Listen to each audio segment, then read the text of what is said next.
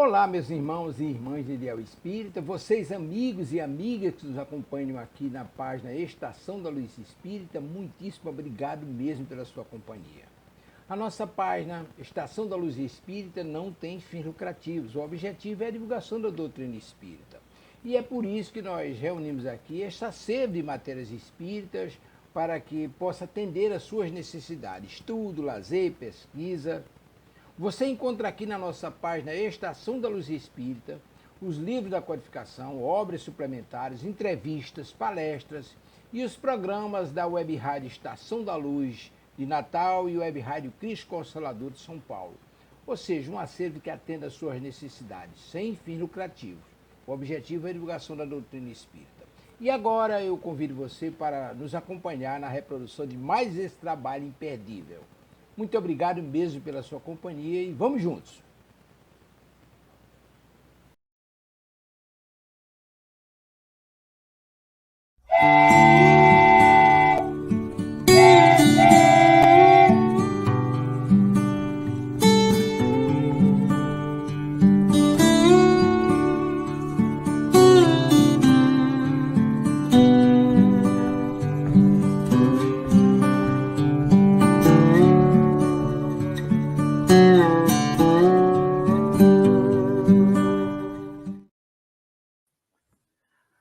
Queridos amigos da Web Rádio Estação da Luz, que alegria! Mais uma vez estamos juntos aqui no programa Herculano e Homem no Mundo, e com nada menos, com nada mais do que Herculaninho Pires, o Wagner Tadeu Dias e o Tavares lá nos comandos lá da Web Rádio Estação da Luz, né? Que Hoje alegria, é a né, equipe completa. Opa, nem fala, Herculaninho. Equipe completa Hoje mesmo. é a equipe completa. Com certeza. Querido amigo Wagner, seja bem-vindo. Mais uma vez, uma alegria. Quero agradecer ao Tavares, a você e também ao Herculaninho de poder participar com vocês aí. Uma alegria imensa. É sempre bom, né? Bom, sem muitas delongas, né? Nós vamos fazer, então, a nossa prece inicial. Lembrando aos queridos amigos que estamos pelo YouTube, pelo Facebook. Temos aí os nossos telefones, que você pode deixar o seu WhatsApp, sua pergunta. Esteja com a gente, sintonize com a gente, porque, olha, o Herculano, nós temos muito que aprender com ele. Então, olha lá, deixe seu gostei, acesse o nosso canal, seus comentários, ative o sininho, compartilhe suas redes sociais, porque o Tavares está nos trilhos com na Estação da Luz, né? Ligue agora, faça suas perguntas, 84981853100, 84988175598. Que legal, né? Estamos pelo Facebook e pelo YouTube. Então eu vou fazer a prece inicial, depois eu convido o Wagner a fazer o evangelho para nós e vamos passar a palavra ao querido amigo Herculaninho. Então, queridos amigos, neste momento, entrando na sintonia de Deus, de Jesus, da espiritualidade amiga, expressar a nossa imensa gratidão pela bendita oportunidade de mais uma vez estarmos, mestre amigo, sintonizados através da Web Rádio Estação da Luz para trazermos o programa Herculano e o Homem no Mundo, que tem por objetivo relembrarmos todo o empenho, toda a dedicação e toda a pureza doutrinária trazida por Allan Kardec. Rogamos então, mestre amigo, que possa nos inspirar para que todos que tomarem conhecimento com este programa possam sentir a sua luz, o seu amor, a sua paz, e da nossa parte possamos ter um encontro de luz, um encontro útil a todos nós, de esclarecimento, de consolo e de libertação. Pois, mestre amigo, a Web Rádio Estação da Luz tem esse compromisso de trazer o teu evangelho, de trazer a doutrina espírita na sua pureza, que então possamos ser instrumentos úteis nas tuas mãos, mestre amigo, e de toda a espiritualidade. Rogamos em favor de todos os programas da Web Rádio Estação da Luz, de cada colaborador que se empenha na divulgação da doutrina espírita e do teu evangelho, Jesus. Pedimos também em favor, porque conhece, mestre amigo, aqueles que colocaram seus nomes nas listas de preces e orações da Web Rádio Estação da Luz, que todos possam ser amparados, assistidos no seu amor, na sua luz, na sua paz. E da nossa parte, desejamos os nossos melhores sentimentos, as nossas melhores vibrações a todos. E assim, mestre amigo, com esta prece, te pedimos então permissão para iniciarmos o programa da noite. Obrigado, Senhor, que assim seja.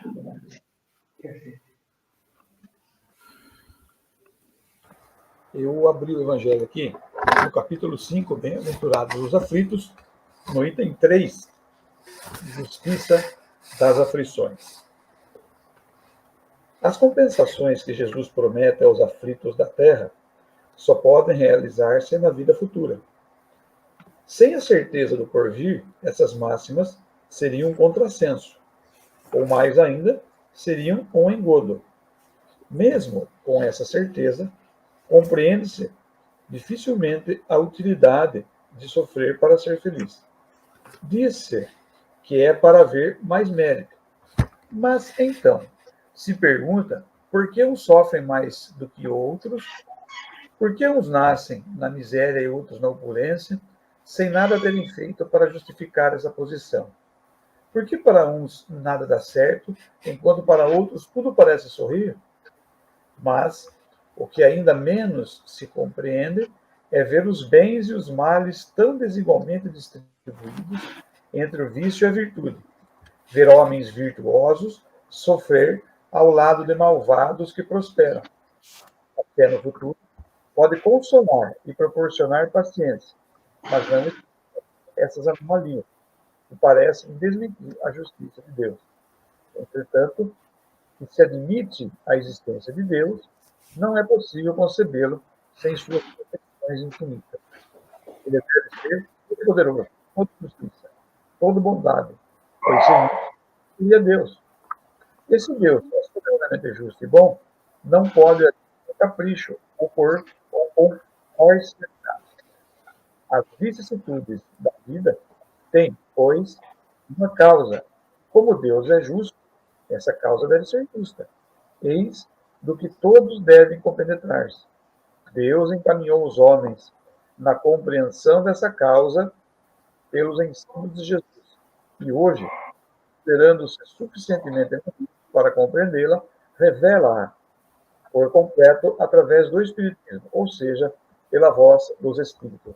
Nós falamos já também várias vezes aqui no nosso programa que essa fé no porvir, muitas crenças, muitas pessoas têm a fé no porvir, mas nós também já destacamos várias vezes que muito do que acontece no mundo, se não houver a compreensão da lei reencarnacionista, ou seja, as reencarnações, as vidas sucessivas, a vida na erraticidade, fica muito difícil compreender.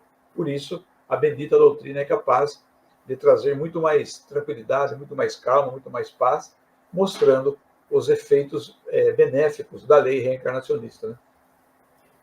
Certamente, né, Wagner? Mesmo porque, aqui como ele diz, né, as vicissitudes da vida têm, pois, uma causa, e como Deus é justo, essa causa deve ser justa. É só mesmo através da reencarnação que nós vamos compreender isso e vamos ter este consolo do esclarecimento, né, que nós buscamos através da doutrina espírita. Que é bendita a oportunidade que estamos tendo, né, de ter este novo olhar que nos transforma não mais no ser aqui encarnado que somos, né, não só o Wagner, não só o Herculaninho, não só o Alberto, não só o Tavares, enfim, todos os companheiros que estiverem conosco aqui sintonizados, mas reconhecendo a nossa condição de espíritos imortais, uma experiência material do qual necessitamos por força da lei, né? E não atingiremos a nossa perfeição, como disse o Cristo, se não pagarmos até o último centavo, ou seja, se não nos ajustarmos com as leis de Deus, que felizmente a gente tem essa bendita oportunidade, né?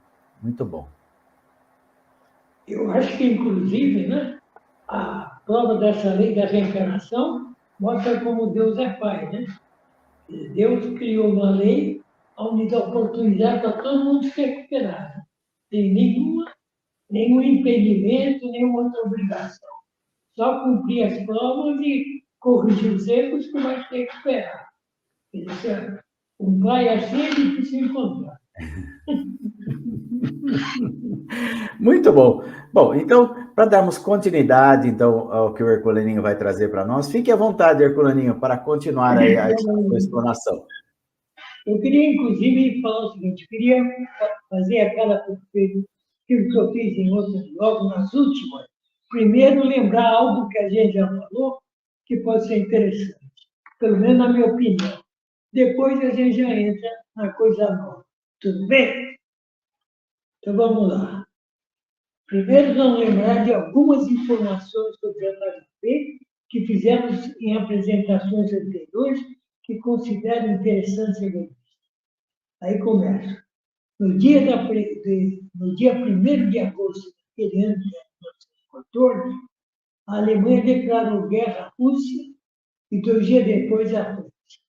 O rastilho de pólvora alastrou-se. Antes de findar agosto, o Japão investiu contra a China, tomando várias vidas. A guerra espalhava-se rapidamente. O poder enlouquecera a humanidade. A guerra espalhava-se rapidamente em todo o continente, envolvendo também o Brasil. A Primeira Guerra Mundial foi uma das provas mais estarrecedoras do atraso espiritual da humanidade. Durou exatamente 4 anos e 3 meses. Desencarnou e aleijou milhões de pessoas. Na madrugada de 25 de setembro de 1914, mesmo ano, cerca de 2 meses após explodir a Primeira Guerra Mundial, nasce um garoto na antiga província de Rio Negro, hoje a bela cidade de Avaré, no interior do estado de São Paulo. Hoje entendemos qual era essa sua missão: defender a pureza doutrinária e consolidar a doutrina espírita interna. Origem do nome de Herculano. Herculano é o nome do santo homenageado no dia 25 de setembro, dia do nascimento do filho de Bonino e José Pires, que são os pais de Herculano. Um tio do recém-nascido Herculano comentou que São Herculano não era um santo com muita tradição no meio católico. E achava conveniente colocar junto ao nome de Herculano o nome de outro santo. Não sei se você se lembra que o pai nasceu numa casa. E até os 15 anos ele foi até Coroinha não, foi até Coroinha. Até que depois dos 15 é que ele começou a se dedicar, criar um grupo que dedicava ao estudo filosófico, todas as filosofias que existiam. Aí ele começou a chegar à conclusão que o que a igreja apresentava era totalmente irracional. E aí ele se perdeu, né? Até que o amigo dele viu aquele livro que ele voltou, passou a raciocinar segundo as palavras de Kardec, né? Que foi a coisa mais bonita que ele encontrou para ler. E aí ele se tornou, com 22 anos, ele se tornou espírita. E com esses 22 anos ele fez a primeira palestra dele.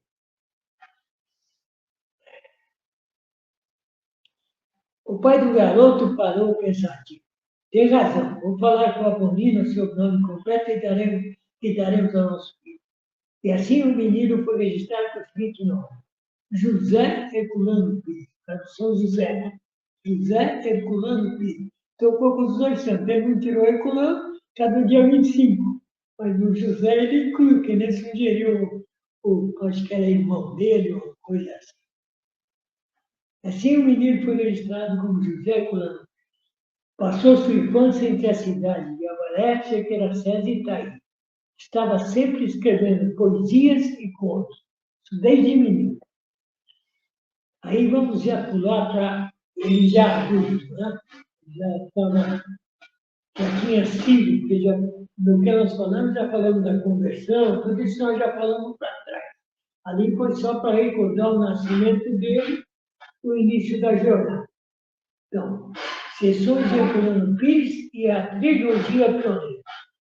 Retornando de uma viagem que ele realizava a Samaré, sempre que a saudade aumentava e as condições permitiam, Herculano volta para a desgastante vida profissional no teatro, que ele já está em São Paulo, né? Os diários associados. sem, contudo, descuidar-se dos compromissos com o movimento espírita nacional. Para recuperar-se, realizava semanalmente em seu lar sessões mediúnicas, cada vez mais concorridas. O grupo intitulava-se Grupo Espírita Caibaçu, que é o grupo que existe até hoje, que está sob a direção da família do Molina e de alguns amigos. Né? A Tati é uma das diretoras do grupo. Sua filha, Helena, revelava-se excelente médium psicofônico. E o filho, sou eu, hein? Atenção! Meu filho, um doutrinador competente. Não tem nada a ver. As sessões iniciavam-se com uma prece. Isso aqui que ele escreveu por Virgínia, a maioria das coisas. Então, essa opinião foi dele, ele participava das sessões. Ele deu a opinião que Helena realmente, inclusive, ela trouxe um monte de amigos espirituais que se tornaram amigos da família, né? Irmã de Tina, Boca Torta. Boca Torta me dirigiu o carro uma vez de São Paulo até a casa de um tio dela, porque ela, o seu Davi, depois dele me aceitar como espírito e começar a entender um pouco o espiritismo, mas não sei que aceitava o espiritismo, quando a filha dele, que era médium, a mãe é caçula, quase, antes de ser caçula, ele me procurava. Então ele correu, não vai falar com vocês, faz favor. Ela estava até com a boca torta, assim, entrou no carro e sentou com a gente. Né? E aí nós fomos. Então, realmente foi interessante. Para recuperar-se, o grupo intitulava-se Grupo Espírita Caibaçu. Sua plena. As sessões iniciavam-se com uma prece dita pela cunhada Lourdes. Ela faleceu recentemente. Em seguida, vinha a explanação de Herculano Pires sobre um capítulo das obras de Kardec. E terminava com uma mensagem ditada pelos instrutores espirituais, quase sempre através de Vítor e Assunção. Esse era um casal que já era amigo nosso antes de nós sermos vindo para São Paulo. Já era amigo nosso. Ele, como frequentava a nossa casa, já era espírita, frequentava o centro espírita Pedro e Anitta, então já era conhecido nosso. E ele passou a frequentar nosso centro constantemente. Eles eram dois bons velhos. Também morreram recente.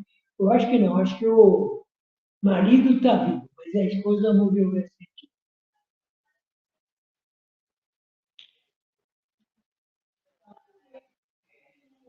E terminava com uma mensagem ditada pelos instrutores espirituais, quase sempre através de Vítor e Assunção, abnegados e notáveis médicos. Ela vidente e o marido médium de cura e psicofonia. Memoráveis foram os trabalhos mediúnicos na casa do apóstolo de Allan Kardec. Ao final de cada sessão, Virgínia, que era minha mãe, né, esposa do meu filho, servia café e um bolo de chocolate ao bar. E só após longa conversa sobre a doutrina, a turma se instalava na casa, ficava sentada lá. Que aí já tinha passado as 10 minutos para a garagem. Que aumentou o volume tal de pessoas, que a garagem de casa era grande. Era uma garagem que cobria a parte de baixo da casa inteira. Aquelas casas de 3 andares, né, tipo suíço. Era estreita, mas era alta. Então, o primeiro andar era a garagem, o segundo era a sala, um hallzinho de recepção, sala de visita, não, sala de TV e sala de jantar. Terceira tinha copa e cozinha. Quintal não tinha. Tinha do lado um terreninho com banheiro, que o tanque. Né? Então era interessante a casa.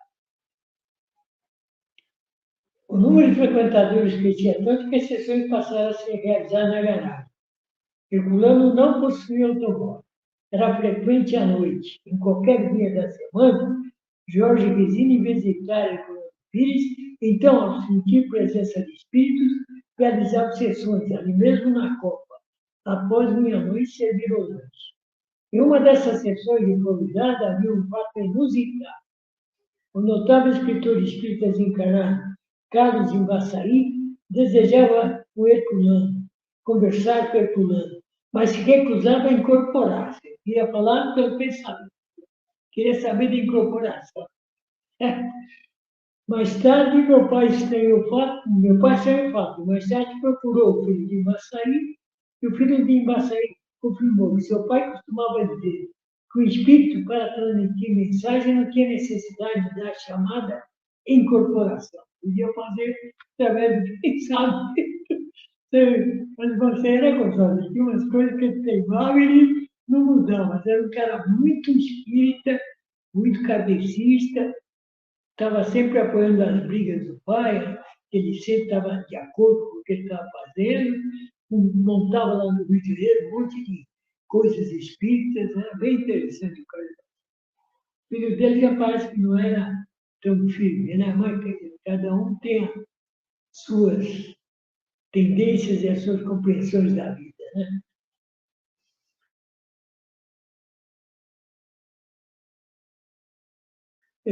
Herculano Pires estranhou. Herculano, em seu livro Mediunidade, escrito anos depois, ensinava a ser errônea a denominação de incorporação para manifestações orais, porque se passa, não é uma incorporação, mas uma interpenetração psíquica, como a da luz atravessando uma vidraça.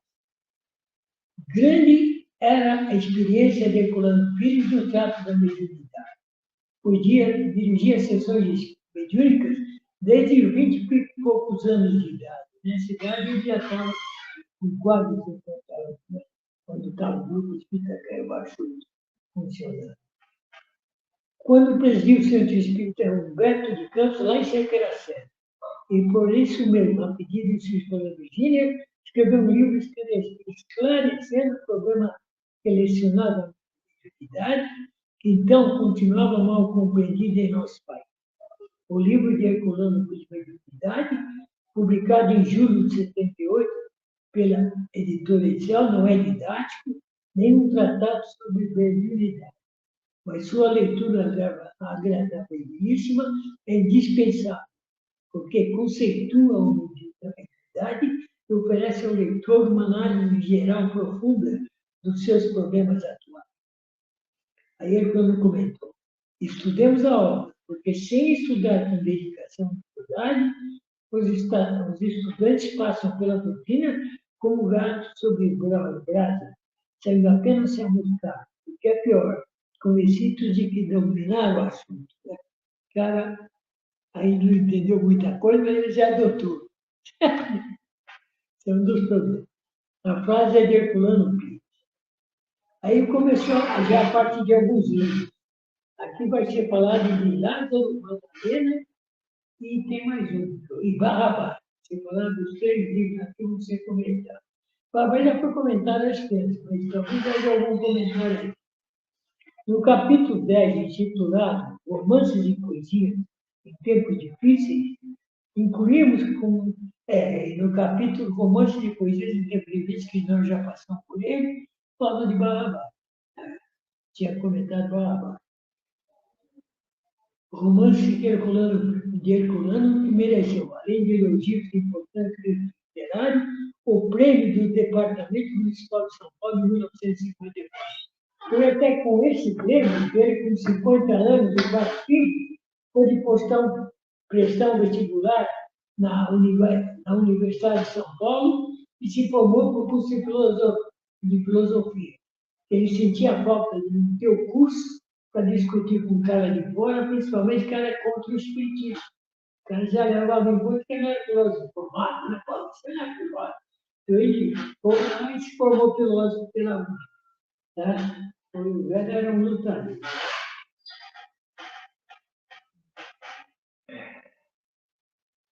Prometeram ele publicar mais 2 romances, Lázaro e Madalena, com os quais criaria a primeira trilogia evangélica. E nossa, trilogia espírita na ficção de língua portuguesa. Então ele já põe na cabeça, olha, eu tenho Barrabás, agora eu faço Lázaro e Madalena, eu monto a trilogia espírita e vamos montar a trilogia espírita. O título inicial da trilogia era Caminhos do espírito. Mais tarde trocava, conversando. O plano da trilogia era bastante arrojado, não incompatível, porque uma hora que é usado, o notebook está mais travado, aí dá um toquezinho lá, você tem que dar um toque onde ele deu o toque, aí continua. O plano da trilogia era bastante arrojado, mas não incompatível com o forte talento de romancista de que Herculano Pires era possuidor. Afinal, em que consistia a estrutura temática da trilogia? Na entrevista estampada no Diário da Noite, edição de 3 de setembro de 71, ele declara: partindo do princípio ou da tese de Witt ou Distri, segundo a qual a transição histórica do pagamento para o cristianismo se deu em 3 tempos. E fixei esses 3 tempos com o evangélico, passado do cristianismo só católico para um cristianismo espírita, uma opinião sobre Cristo mais elevada. Né? E Herculano acrescenta: Barrabás, por exemplo, agora vai mostrar como é a trilogia.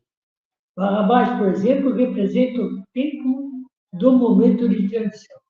Esse tempo é o da violência que marcava a consciência pagã e transitava no cristianismo a não violência. Em termos de mecânica temporal, podemos dizer que a consciência humana evoluiu da violência de Barrabás para a não violência de Cristo. Né? Então, esse seria um dos 3 pontos que eram necessários superar. Já no romance Lázaro, marca uma segunda etapa, na qual se coloca o problema da pureza e da impureza. Não interessa no romance apenas o drama da morte e da ressurreição de Lázaro, mas, acima de tudo, a tragédia por ele vivida pela ressurreição, como homem que esteve no túmulo, pois sabemos que a morte, particularmente o túmulo, eram considerados como judeus como o máximo de impureza. Então, você imagine como ele foi recebido, né, pelo povo. Né? Pô, isso era um cadáver de judeu. Esse cara está sujo, realmente. Lázaro é o símbolo do sentido existencial, marcando um instante do homem no fluir do tempo. Foi nesse aspecto que encarei o meu romance, procurando penetrar nos mistérios de sua existência no momento histórico em que o mundo clássico grego-romano se apagava e que uma nova civilização se elevava. O romance Madalena, como afirma a entrevista, realmente é ápice de toda a problemática aportada por Herculano Pires em As Trilogias. Afirma Herculano Pires: é nela, em Madalena, que vemos a passagem do amor sensual da antiguidade para o amor espiritual da era cristã. Passagem de como encarar o amor. Né? Antigamente era sensual, pelo físico, pela aparência, não tinha nada, se dava, se deixava, desculpa a palavra, um tesão, não, então, esse era o amor. Aí para um amor já espiritual, um amor que não liga para isso. Ninguém melhor do que Victor Hugo acentuou esse problema no seu manifesto do romantismo ao prefaciar a sua peça Cruel. Madalena passa de cortesã a santa. Seu amor pela beleza física transmuta-se em amor espiritual no seu encontro com Jesus. Depois que ela encontrou Jesus, ela mudou totalmente de vida. Né? Ela não era mais a mulher da vida, nada. Mudou totalmente. O amor não é mais carnal, ele sai do platonismo prático dos antigos, que é a procura do belo através das formas, para o platonismo ideal, e por isso verdadeiro, que só o toque da mensagem cristã conseguiu revelar em Platão. Fato curioso e até surpreendente é que, entre um romance e outro, houve intervalos de longos anos. Barrabás foi publicado em 54. Lázaro, 17 anos após, 71. E Madalena, 79. Quer dizer que até ele conseguir formar a trilogia, levaram 25 anos. Só daí que ele foi lançar o novo livro, Espírito Herculano. A razão é que houve muitas interferências e mais de 10 livros de ensaio foram publicados pelo meio. 10 livros de ensaio deles foram publicados nisso, 25 anos. É brincadeira. Livros que levaram a fazer, livros que o levaram a fazer parte da diretoria da União Brasileira de Espírito, tornar-se em várias gestões membros do Conselho Consultivo da União Brasileira de Espírito. Assumir a vice-presidência da Associação Profissional de Escritores do Estado de São Paulo. Mais tarde transformou-se em sindicato dos escritores. Então, ele, graças a esses 10 livros que ele publicou, interrompendo a formação da teologia, ele conseguiu aparecer no movimento literário informal, lá que não tinha nada a ver com a doutrina, e foi elevado a esses cargos, a convidado e assumindo os cargos. Então, essa aí foi a vida dele, principalmente dentro da parte literária, né? Aí começa agora, parar. Se tiverem pergunta para fazer, comentário, pode falar. Eu pareço um máquina elétrica. A gente saiu falando, eu esqueço. Não, está muito interessante. Essas 3 trilogias que você está trazendo, está muito interessante. Ele lançou o livro da trilogia. Está lançado. E o interessante é que o último da trilogia, né, Herculaninho, um pouco antes da desencarnação dele, né? 79, né? 79. 79, já foi, né? E foi, não sei se foi lançado depois de encarnar. Tenho a impressão que eu já vi isso aqui, mas não foi lá naquele. Bom, é que ali eu não consigo dar no livro, né? Ali eu cortei um pedaço para dar uma visão. Depois eu vou até rever esse pedaço para ver. Eu tenho a impressão que confirmou que foi lançado no livro. Primeiro foi lançado por um editor e depois foi lançado pelo pai dela. Né? Teve 2 lançamentos. Parece que houve até uma mexida no livro de um para o outro, talvez para fazer comentário do pai, coisa assim. Depois o mestre e a parapsicologia. Agora já é um outro pedaço da nossa cultura que ele se envolve, né? Parapsicologia. E por um espírito a se envolver com a parapsicologia é mais que normal e importante. Foi a partir de 1961 que o mestre se debruçou por seu espírito crítico sobre as obras da parapsicologia, disciplina científica que, criada pelo genial psicólogo Zé Heine, nos Estados Unidos, cuja metodologia diferia da metafísica já ensinada em grandes universidades, como Cambridge e de Oxford, na Universidade de Duke, onde Heine realizava experiências laboratoriais. Escreve Herculano Pires: o homem não é apenas uma estrutura mental, é um ser espiritual, um organismo psíquico. A mente é sua cabina de comando. Por isso mesmo, recebe ordem e espere comunicação do psiquismo.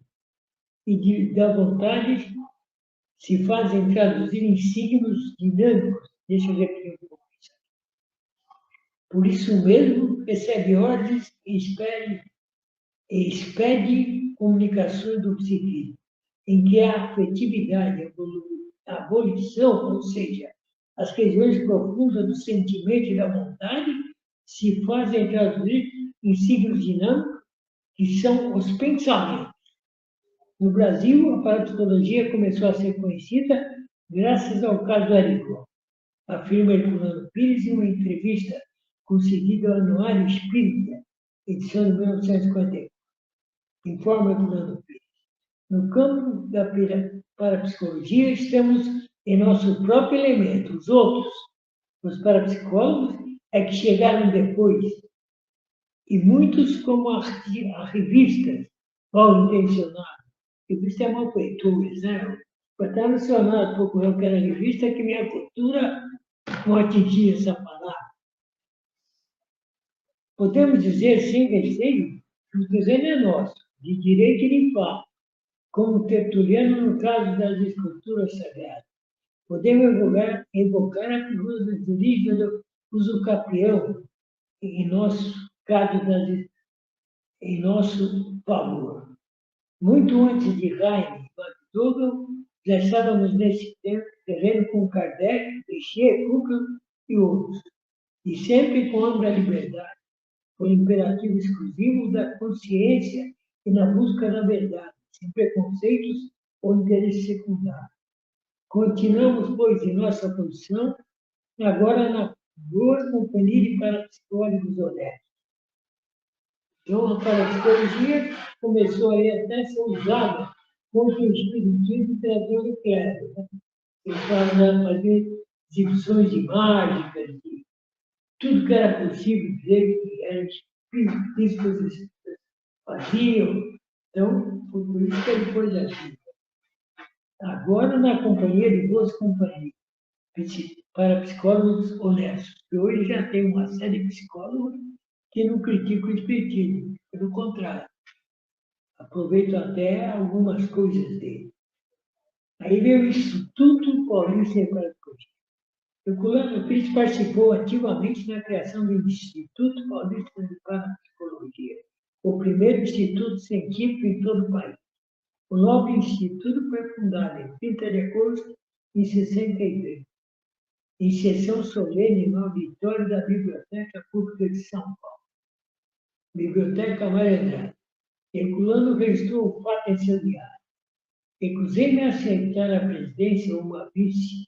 Graças a Deus conseguimos que a presidência fosse ocupada pelo professor Aníbal Silveira, da Universidade de São Paulo, professor de psicologia clínica na Faculdade de Filosofia e na Faculdade de Medicina.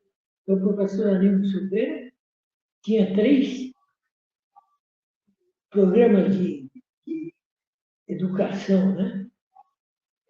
O professor de psicologia clínica na Faculdade de Medicina. As duas vice, respectivamente, pelo professor e as 2 vices, respectivamente, pelo professor Cândido Procópio Pereira de Camargo, também da USP, e pelo psiquiatra Alberto Lira. Né? Então, como presidente, foi o professor da Faculdade de Filosofia, que é o Aníbal Silveira. Depois existiam 2 vices para o Instituto. Então, um vice-presidente eleito foi o professor Cândido Procópio Pereira de Camargo, também da USP, e pelo psiquiatra Alberto Lira. Alberto Lira era espírita. E os 2, fiquei como secretário-geral. Fiz a instalação, em nome da diretoria, uma comunicação sobre aspectos de metodologia parapsicológica, definindo a orientação científica do Instituto. Note o leitor que entre os diretores e professores dos cursos realizados pelo Instituto procuravam católicos, livre-pensadores, protestantes e positivistas, os quais, mais tarde, colocaram Herculano Pires na presidência. Ele deixou o Instituto se firmar com a turma que não era espírita, para não ter uma aparência de um Instituto Espírita, Instituto Neutro. Mas aí ele foi eleito presidente do Instituto. Herculano Pires, evidentemente, devido à sua cultura e caráter público, ele foi eleito presidente. De que exemplo, inclusive, o fato de que em nenhum momento o mestre se serviu dos cursos ou das conferências promovidas pela instituição para combater religiões ou divulgar o espiritismo. Quer dizer, ele mantinha o Instituto Paulista de Parapsicologia como se não tivesse nada com o espiritismo. A parapsicologia e os clérigos do rural. Aí começa a briga. Vai comentar um pouco a briga. A gente sabe que foi o Quevedo, não, o cara que mais problemas trouxe, né? foi o cara que mais problema trouxe na luta contra o espiritismo. A área parapsicológica no Brasil estava, porém, invadida por alguns charlatães e, inclusive, por padres e frades que usavam a parapsicologia com dois objetivos: enriquecimento rápido como arma da guerra contra a mediunidade e a doutrina espírita. Exclamaria o clã. Quem diria justamente o sacerdote incumprido de lembrar aos homens a sua natureza imortal, iriam voltar-se contra as provas da sobrevivência e apelar até mesmo para truques de magia e os passes hipnóticos, a fim de mostrarem que os fenômenos espiritualmente. Quer dizer, ele raciocinou em cima dos conceitos católicos. Né? O catolicismo não prega, e depois sua alma vai para o purgatório, vai para o céu, você continua a existir. O Espiritismo já mostra que o existir vai ter uma função lógica para isso. Não é só se isolar, tem que corrigir seus defeitos e ir para frente, com uma função que o nosso Pai criou. Finalmente, como era de esperar-se, frade padre aliado a pessoas materialistas fundaram no Rio de Janeiro o que chamaram solenemente de Instituto Brasileiro de Parapsicologia. Mas podemos afirmar, parafraseando o sábio ditado popular, que os espíritos escrevem certo por linha torta. Porque o padre Quevedo, com sua tropa, ao atacar com mentiras a Arigó, com tamanho pé ímpeto, o espiritismo durante 40 anos, fizeram com que o movimento espírita expandisse ainda mais de norte ao sul do Brasil. Quer dizer, o padre Quevedo ficou 40 anos atacando o espiritismo no Brasil. 40 anos. Durante esses 40 anos, o espiritismo expandiu longamente por todo o Brasil. A imprensa, ao apresentar a primeira e segunda entrevista do padre espanhol, negando a intervenção do Espírito Nacional para tratar Arigó, uma reação se fazia necessária.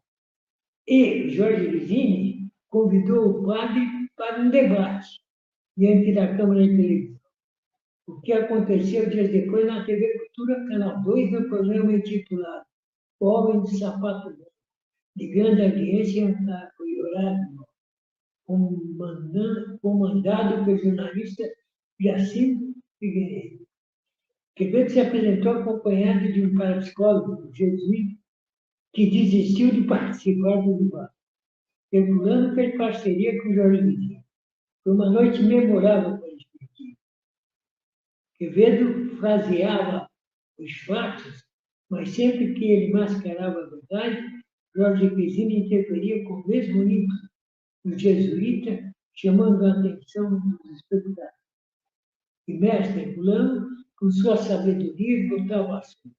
A doutrina espírita manteve-se intacta, soberana e gloriosa.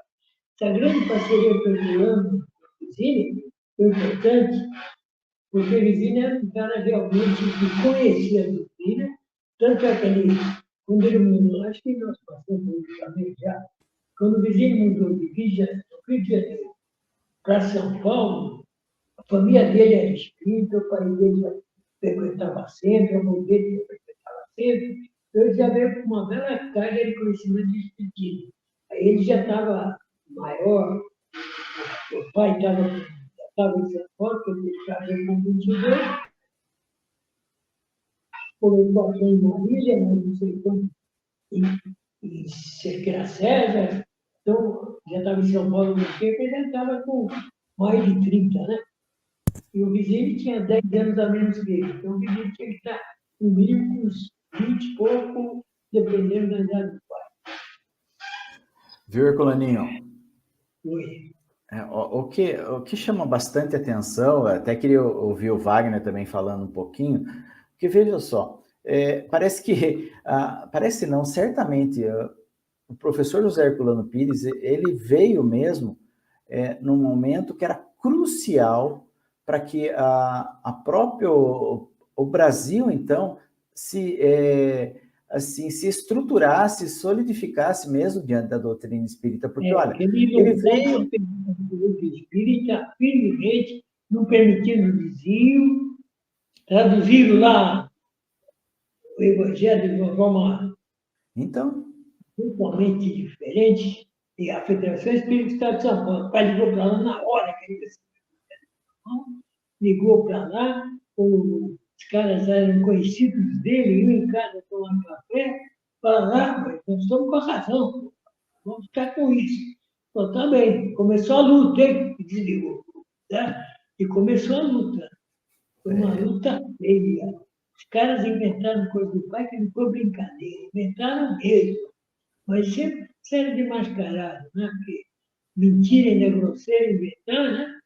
Dizer que ele ganhava dinheiro com isso, com as vendas do livro, ele nunca ganhou dinheiro com a venda do Evangelho. Que ele traduziu, né? Nunca ganhou dinheiro.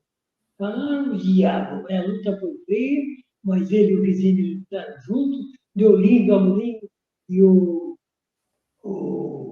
esse que falamos, que agora que tem filho dele também, sou ruim de memória, você falou... que ele queria transmitir só por memória, incorporar, hein? Carlos Maçaí, né?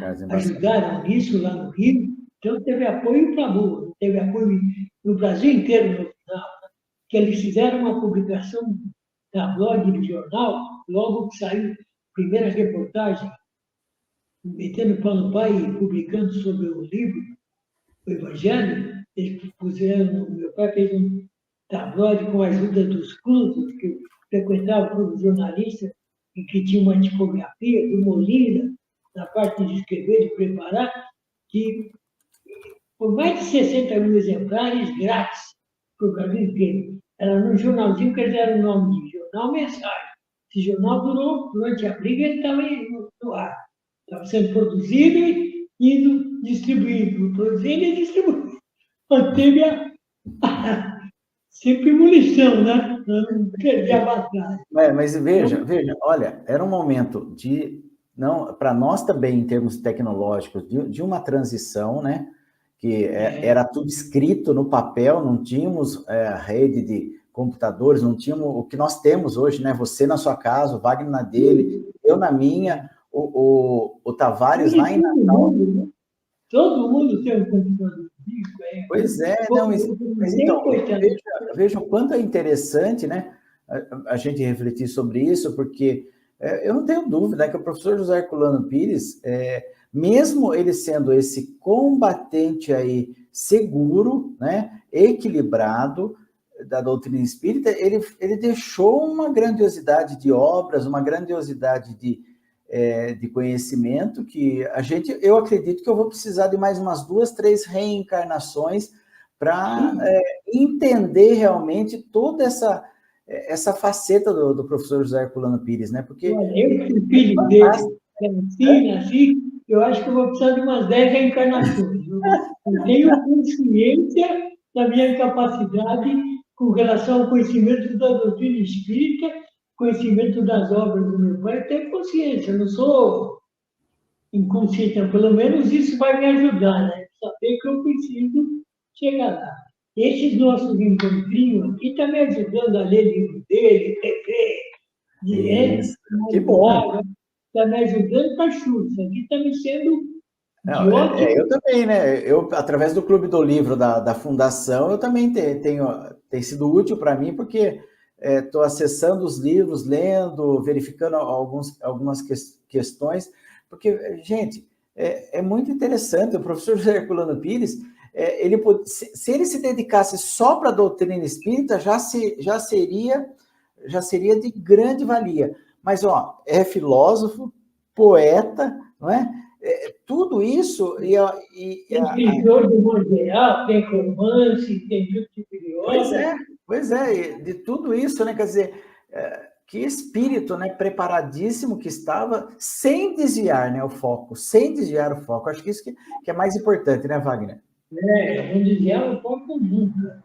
Ele sempre comentava, cara, o mais importante na vida é a doutrina espírita, poder mover em cima disso. Ela que vai garantir que o mundo melhore, que o mundo aconteça, e realmente talvez ele um planeta que você consiga mudar, um planeta de provas e expiações, um planeta de regeneração. Um passo a mais. Tá? Nós estamos ainda num passo meio ruim, né?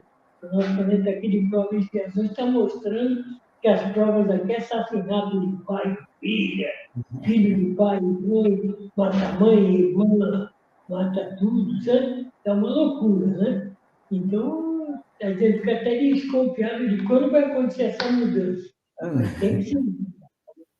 A evolução é natural, uma lei geral, né?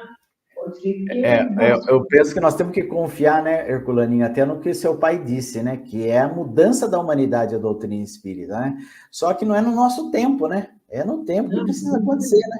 E quem sabe se o tempo para nós é muito o tempo que nós achamos que devia ter é muito pequeno por fato de a eternidade estar pela frente, né? A grandiosidade da coisa, exatamente. Está indo devagar, talvez é essa velocidade, não tem outro, senão não consegue. Você tem que conseguir mudar, fazer evoluir muitos espíritos, né? Se evoluir pouco só, não vai adiantar nada. Tem que evoluir uma boa parte da humanidade para começar a ter regiões que tem só paz, só tranquilidade.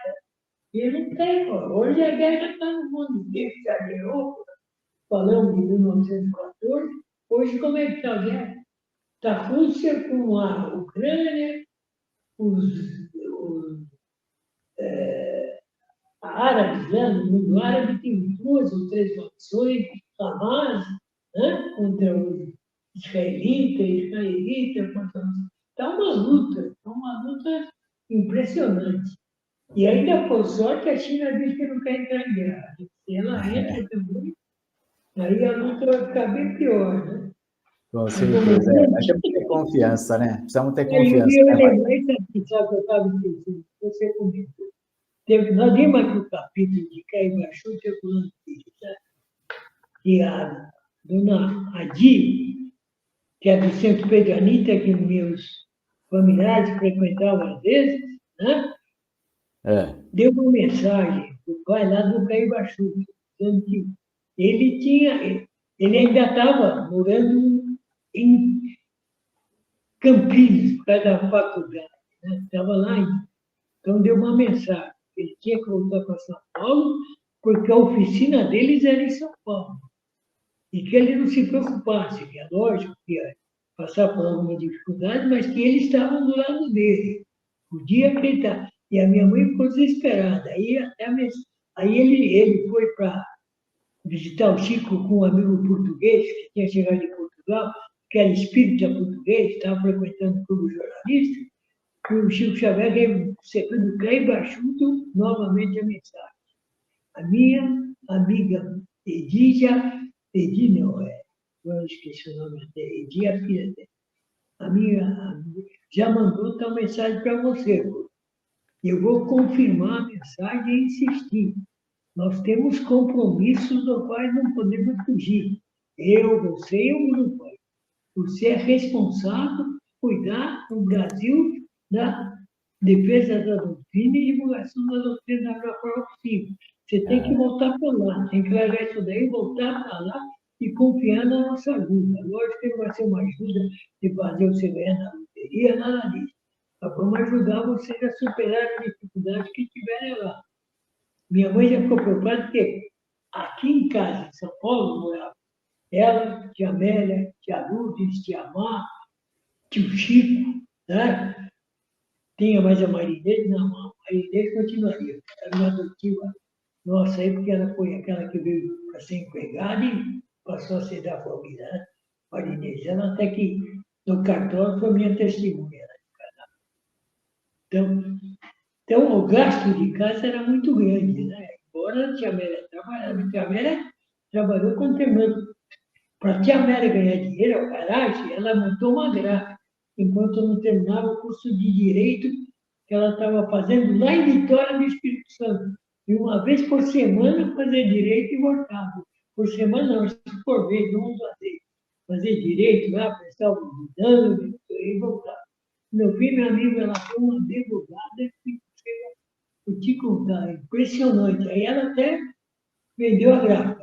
Agora, eu vou me virando, eu vou comprou um escritório lá na Brigadeiro, voltou, lá no centro da cidade, fez concurso, foi ser advogada da Câmara dos Vereadores, eu tomo conta para valer.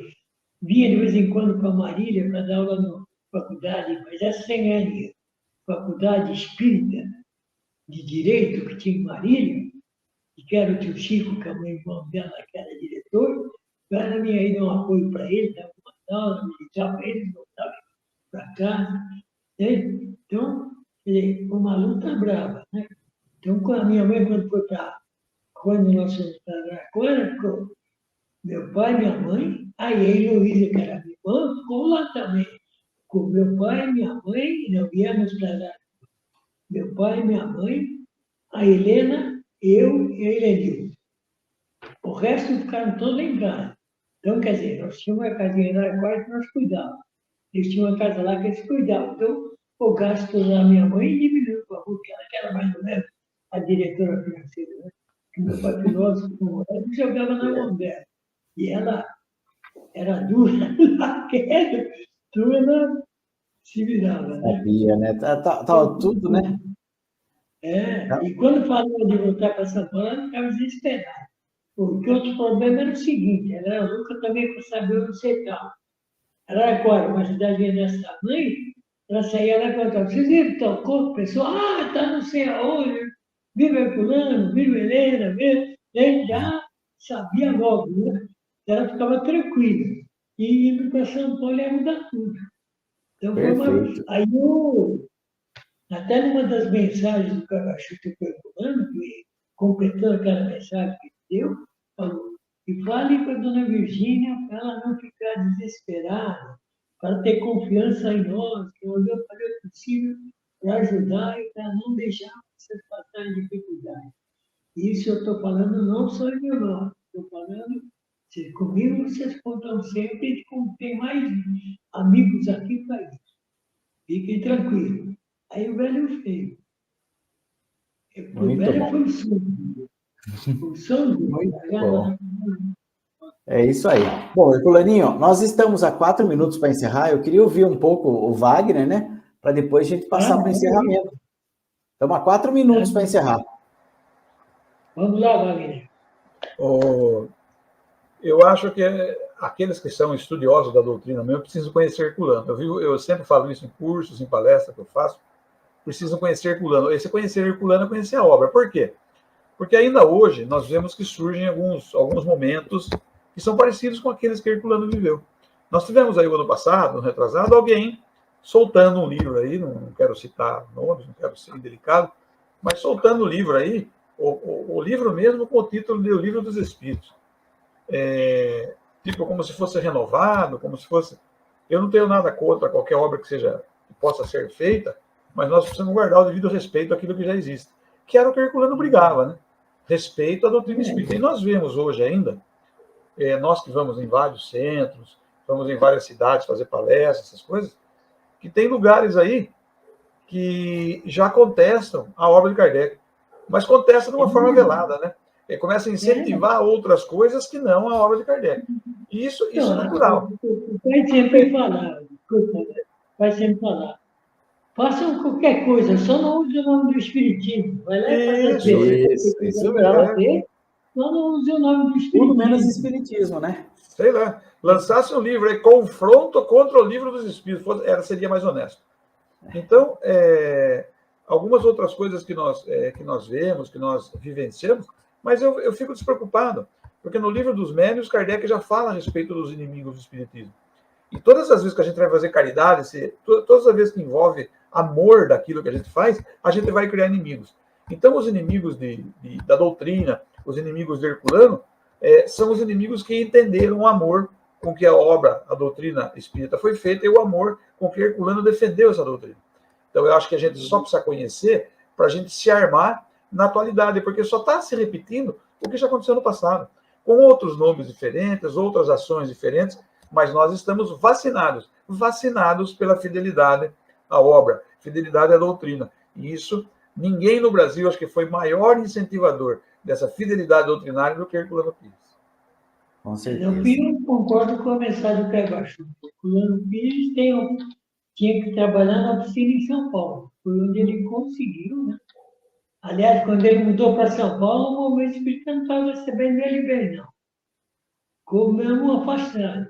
Até que um dia ele estava no jornal trabalhando, chegou, acho que era o Vinícius, aquele orador espírita antigo, né? Oi, Herculano, eu vim aqui com uma missão séria. Ele falou, o que é? O Caio se comunicou lá com a gente, falou que precisamos chamar você para vir nos ajudar aqui. Você tem uma experiência grande, né? Então ele estava já batalhando do lado de lá para enfiar o Herculano no movimento espírita. Que coisa. Aí ele entrou, acabou sendo até diretor da USE, depois ele desistiu, porque ele começou a ter muita politicagem na USE, foi até ser vice-presidente, mas desistiu. Mas ele que ficou dentro do movimento. Aí, depois que ele entrou no movimento, ele passou a ser conhecido, o espiritismo, né? Quando estava fora do movimento, era difícil, né? Com ele certeza. era um estrangeiro lá. Então, essa jogada com o Bachuto foi outra jogada grande. Confiar, né? Na espiritualidade, porque a gente sabe que tudo concorre para o bem, né? Muito bom. Bom, nós temos que encerrar o nosso programa, né? Estamos finalizando. Herculaninho, suas despedidas finais. Eu já me despeço aqui agradecendo ao Herculaninho, ao Wagner, ao Tavares, a todos os queridos amigos que conosco se sintonizaram.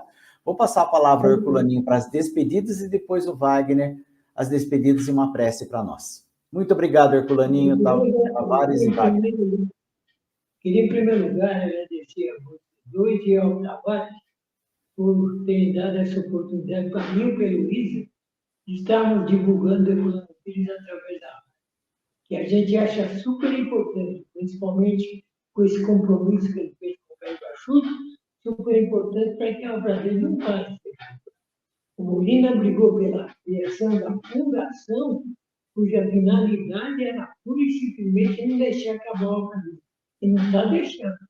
Começou a acabar, a Tati já falou, Molina, precisam fazer tais, pode providenciar. Graças a Deus, ele é daqueles que recebeu uma quantidade de dinheiro para administrar e usa não só para questão pessoal dele, certo? Porque a fundação não tem dinheiro. Ele que põe dinheiro lá. Ela não tem sócio, não tem nada que contribui mensalmente, a não ser que nem você no curso do livro, né? Infelizmente, acho que tem uns 20 sócios no máximo, por enquanto, que acabou dando uma parada. Mas nós vamos divulgar, pode deixar. Vamos divulgar para ampliar isso. Mas realmente é importantíssimo. Né? Muito bom. Então, Mas gratidão, viu, Herculaninho, mais uma vez pela sua disposição de estar conosco. Agradece muito por trabalho. Eu respeito muito o trabalho que ele está fazendo. Todos nós, muita gratidão, querido amigo Tavares. Não é só com a gente, não. É por tudo que aparece na doutrina espírita, ele arruma um horário lá, não sei como é feito isso. Com certeza. Mas ele mexe, a gente vê que tem um negocinho novo lá. Né? E muito tá bom. Grande abraço, Herculaninho. Gratidão. Obrigado a você, obrigado ao Wagner. E um isso aí. Wagner. Outro para você.